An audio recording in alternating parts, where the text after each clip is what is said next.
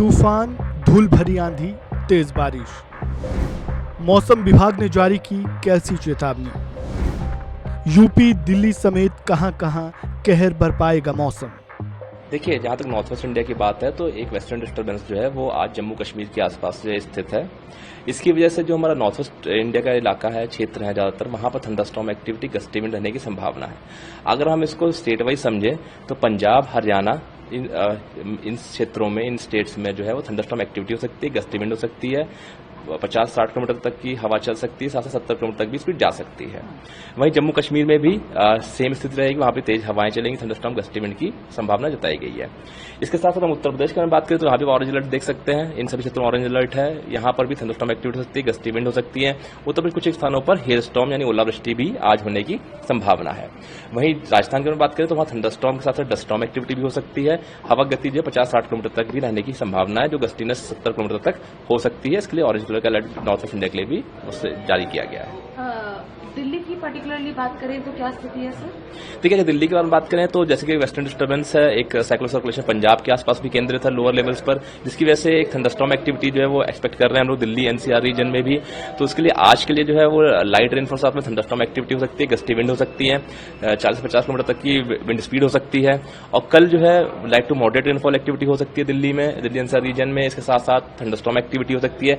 हवा गति कल थोड़ी सी और तेज भी होने की संभावना है, 50 से 60 किलोमीटर से लेकर गस्ती 70 किलोमीटर प्रति घंटे की हो सकती है।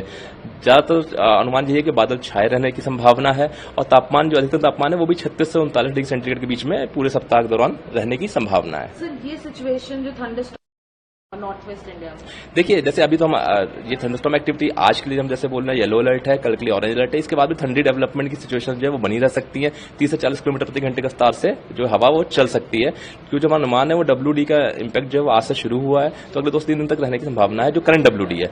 इसके बाद एक और WD है जो अभी अफगानिस्तान के उत्तरी भाग पर केंद्रित है, उसका मूवमेंट हम देखेंगे, उसके हिसाब से आगे फोरकास्ट दिया जाएगा।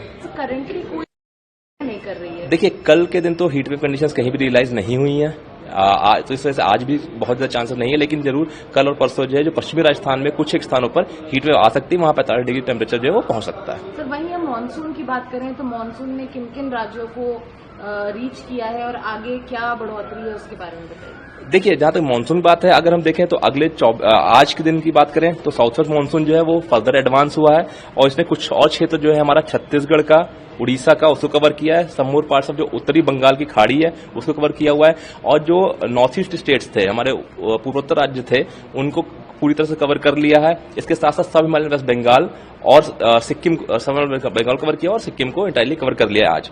अनुमान यह है कि अगले 1 से 2 दिनों के दौरान जो है ये कुछ और हिस्सा जो हमारा पश्चिम बंगाल का है उसको और बिहार में जो है अगले 1 से 2 दिनों में पहुंचने की संभावना है। एक और सर्कुलेशन के बारे में आप बता रहे थे, लो प्रेशर सर्कुलेशन, डिप्रेशन बन रहा है, उसके बारे में थोड़ा सा देखिए, एक वेलमार्क लो प्रेशर एरिया जो कल था वो आज सुबह 5:30 बजे जो है वो north west Bay of Bengal off West Bengal Bangladesh coast पर एक डिप्रेशन में तब्दील हो गया था, तीव्र हो गया था, यानी अवदाबद बन चुका था।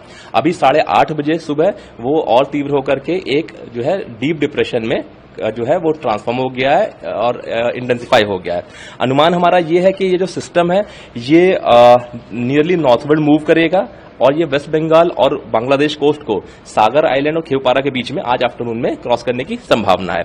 इसके चलते हुए जो हमारा नॉर्थ ईस्टर्न स्टेट्स है, जैसे आप देख सकते हैं उसको रेड वार्निंग से दिखाया गया, असम, मेघालय, नागालैंड, मणिपुर, मिजोरम, त्रिपुरा, अरुणाचल प्रदेश, इससे बहुत भारी वर्षा हो सकती है। इसके साथ साथ असम, मेघालय, नागालैंड, मणिपुर, मिजोरम, त्रिपुरा में कुछ एक स्थानों पर एक्सट्रीमली हैवी रेनफॉल भी हो सकती है, यानी कि 20 सेंटीमीटर से ज्यादा वर्षा हो सकती है। हवा गति भी तेज रह सकती है। इसके साथ कल के लिए भी अरुणाचल प्रदेश और इसी नॉर्थ ईस्टर्न स्टेट में अरुणाचल प्रदेश, नागालैंड, मणिपुर, मिजोरम, त्रिपुरा और जो हमारा असम, मेघालय का क्षेत्र है, जो वेस्ट बंगाल, सिक्किम में, वहां भी बहुत भारी से भारी वर्षा, इसके साथ साथ कुछ स्थानों पर अत्यधिक भारी वर्षा होने की भी संभावना है। इसके साथ साथ आप देख सकते हैं उड़ीसा और गैंगेटिक वेस्ट बंगाल जो गंगी पश्चिम बंगाल है, यहाँ पर भी कुछ स्थानों पर बहुत भारी वर्षा हो सकती है।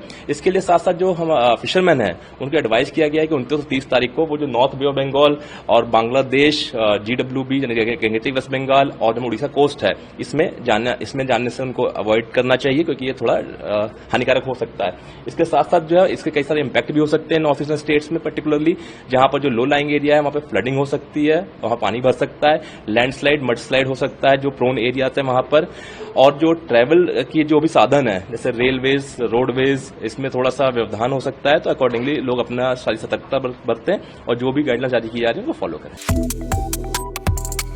Subscribe to One India and never miss an update.